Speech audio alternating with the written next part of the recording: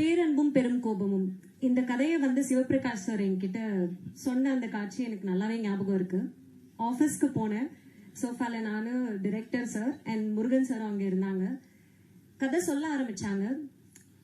Cut feeling சொல்லுவாங்கல்ல, அந்த மாதிரி ஏதோ ஒரு தாக்கம் இந்த கதை எனக்குள்ள உருவாக்குச்சு. That is why I was like, சரி கொஞ்ச நாள் சாராவா வாழ்ந்து பார்ப்போம். ஸோ எங்க அப்பா அம்மாவுக்கு நடந்தது வந்து ஒரு கலப்பு திருமணம் தான். அச்சா மலையாளி, அம்மா தமிழ். அப்போ அம்மா சின்ன வயசுல சொன்னதெல்லாம் கேட்டு எல்லா கலப்பு திருமணங்கள்லயும் இருக்கிற மாதிரி சில மனக்கசப்புகள் எங்க அம்மாக்கும் இருந்திருக்குன்றத புரிஞ்சுக்கிட்டேன். பட் எங்க அப்பா அம்மா வந்து எனக்கு பாலூட்டி வளர்த்ததோட சேர்த்து பாரதியோட நிறைய வரிகளை படிச்சும் வளர்த்திருக்காங்க. அதுல ஒண்ணு நான் கேட்டது, ஓடி விளையாடு பாப்பா, எல்லாருக்கும் தெரிஞ்சதுதான். நீ ஓய்ந்திருக்கலாகாது பாப்பா, கூடி விளையாடு பாப்பா, ஒரு குழந்தையை வையாதே பாப்பா. இப்படி ஆரம்பிச்சு ஒழுக்கத்தை சொல்லி கொடுத்த பாரதி அப்படியே ஓர் உயிர் இரண்டு உயிர் எல்லாரோடையும் நம்ம சேர்ந்து இருக்கணும்ன்ற மாதிரி கோழி, நாய், பசு எல்லாத்தோடயும் சேர்ந்து விளையாடணும் பாப்பான்னு சொல்லுவாரு. அதை முடிச்சு நெக்ஸ்ட் இல் மூவ் டு தாயை பற்றி பேசியிருப்பார். அதற்கு பின் தமிழை பற்றி பேசியிருப்பார். அதுக்கப்புறம் இந்தியாவை பத்தி பேசியிருப்பாரு. அப்புறம் வேதத்தை பத்தி பேசியிருப்பாரு. கடைசியில ஹில் டேக் இட் டு சாதி. சாதிகள் இல்லையடி பாப்பா அப்படின்னு ஸ்டார்ட் ஆகி 2 வேர்சஸ் இருக்கும். அதை சொல்லணும்னு ஆசைதான், பட் கொஞ்சம் கையெல்லாம் நடுங்குது. மீம் கண்டென்ட் ஆயிட விரும்பல, எங்கேயாச்சும் 1-2 வார்த்தை தப்பா போய். ஸோ பார்த்து படிக்கிறதுக்கு I am just asking all of your permission.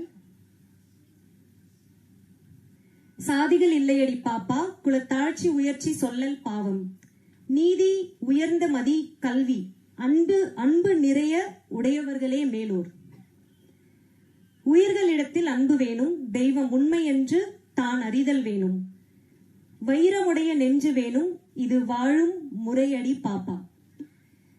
பாரதியின் இந்த வரிகள் என் மனசுல வளரும் போது உண்டாக்குன தாக்கத்தை பேரன்பும் பெரும் கோபமும் படம் கண்டிப்பா பாக்குறவங்க மனசுல ஏதாச்சும் ஒரு விஷயத்தை விதைக்கும். சில கேள்விகளையும் எழுப்ப வாய்ப்புகள் உண்டு. அது என்னென்னலாம் உங்க மனசுல சொல்லுதுன்றத நீங்க எங்க கிட்ட சொல்றதுக்காக ஆபீஸ் போன அப்பா திருப்பி ரிட்டர்ன் வீட்டுக்கு வரும்போது என்ன வாங்கிட்டு வருவாருன்னு காத்துட்டு இருக்க குழந்தை மாதிரி கண்டிப்பா நானும் காத்துட்டு இருப்பேன். இந்த வாய்ப்பளித்த பிரபஞ்சத்திற்கும் என் அன்னை தந்தைக்கும் என் நன்றி.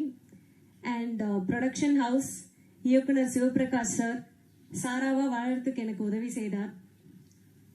நான் இந்த படத்துல சாராவா இருந்ததுல நிறைய சிரிச்சேன், கொஞ்சம் அழுதேன், ரொம்ப வலி அனுபவிச்சேன்.